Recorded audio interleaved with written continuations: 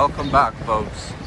This is the 16S going from the Bronx to Manhattan in the bike lane strictly. Sorry about the sudden cutoff on the last video. iPhone storage full. Sorted that out. We're ready to fill up on some more time.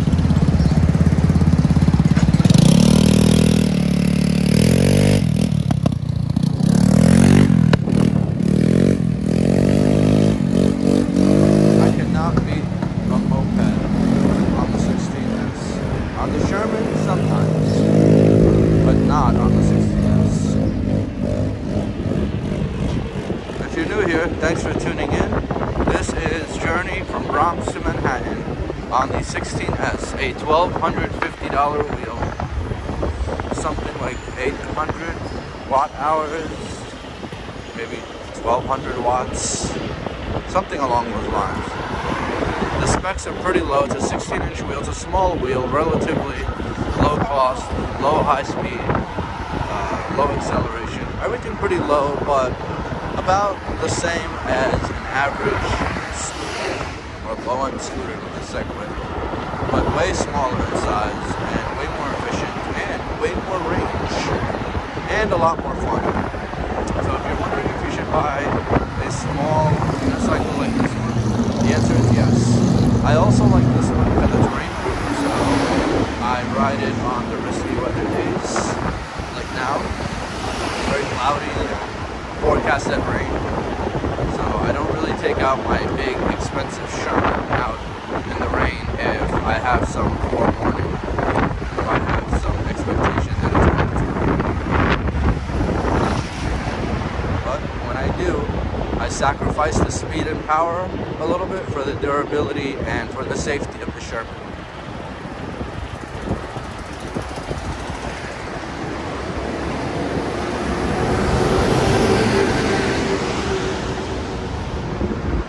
Leave a comment below and let me know what you think of the 16S.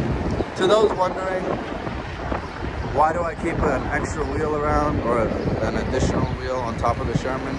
This 16S is smaller and lighter, and it allows me to do things like take the train with my wheel and do local neighborhood ride-arounds to the store and so on without the big, heavy, expensive Sherman on hand. It's just a quicker, more nimble, more mobile way to travel when you need it. And it's also a backup. If for whatever reason your main wheel needs work or anything like that, you have an extra wheel, and so you're not left stranded or whatever. It might seem like an extra luxury, but it's kind of necessary.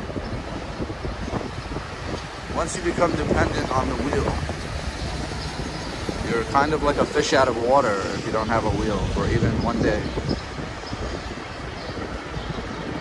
So, you know, it's a luxury. If you can manage this luxury, it's worth it. If not, that's understandable. You're going to make do one way or another.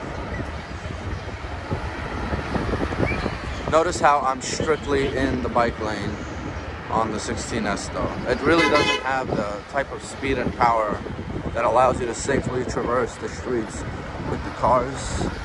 So I would be a little careful if you decide to take a small wheel like the 16S out into traffic. Like right now they're blocking the bike lane, so I see the streets are clear here. I'll go out into the streets for a little bit. Just a short moment and then back in the bike lane.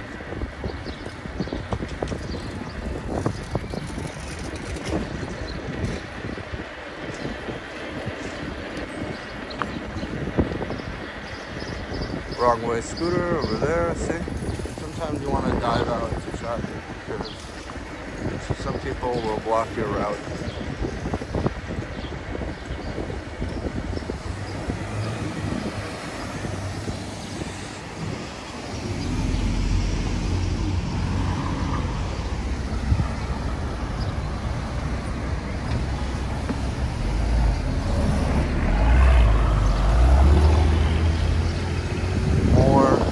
Bike lane blocking happening there.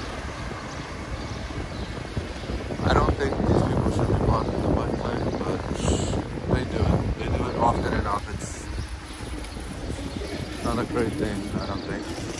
I think blocking the bike lane should be an absolute last resort. If you're a car or a public service authority, even NYPD, even anything, you really should not block the bike lane because it leads to immediate safety risks and safety hazards for everyone on a wheel or on a bike. Because then we have to go out into traffic and it's a little unpredictable out there. Some cars will just be powering down a shoulder lane or a left lane, and in that instant when you hop out into traffic, unless you're being incredibly careful, you're putting yourself in extreme danger.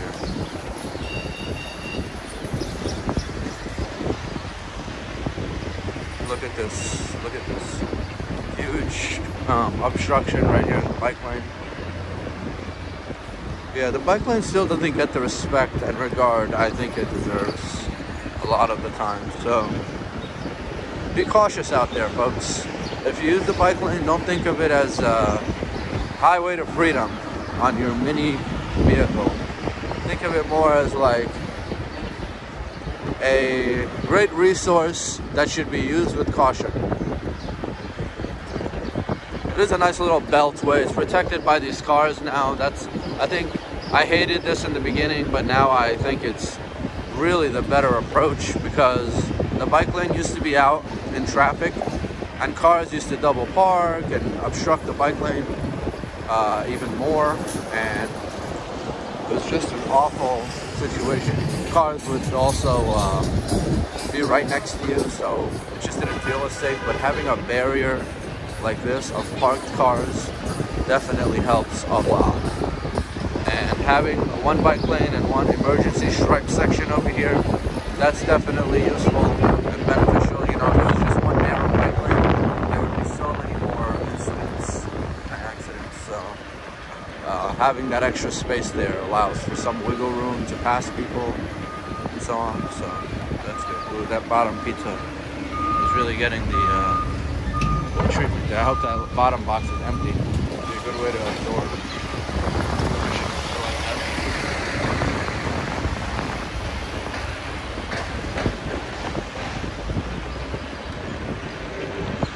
And we're in traffic. Exactly what I promised I wouldn't do, but it's really empty out here.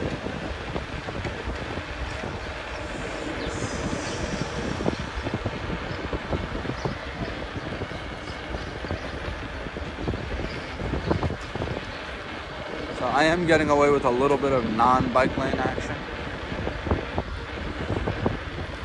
Sorry, I know you want to see the whole bike lane, but I can't help myself. I'm too used to being in the streets, avoiding the obstacles and craziness of the bike lane. Alright, about to reach our destination. Folks, I want to thank you kindly in advance for all the sharing, commenting, and liking you've been doing. I want to thank all the new subscribers who've been on the channel, coming back. The numbers look really good. I'm glad that these videos are helpful, entertaining, educational, and so on for everyone. So I'll keep them coming. I enjoy doing it. I'm having a lot of fun doing this. I'm riding a lot and I'm filming and uploading and keeping tabs with you guys. So I'll keep it going until it's not fun anymore, until there's an issue. But in the meantime, look for more great videos right here. I'll see you very soon on the next ones. Have a great day.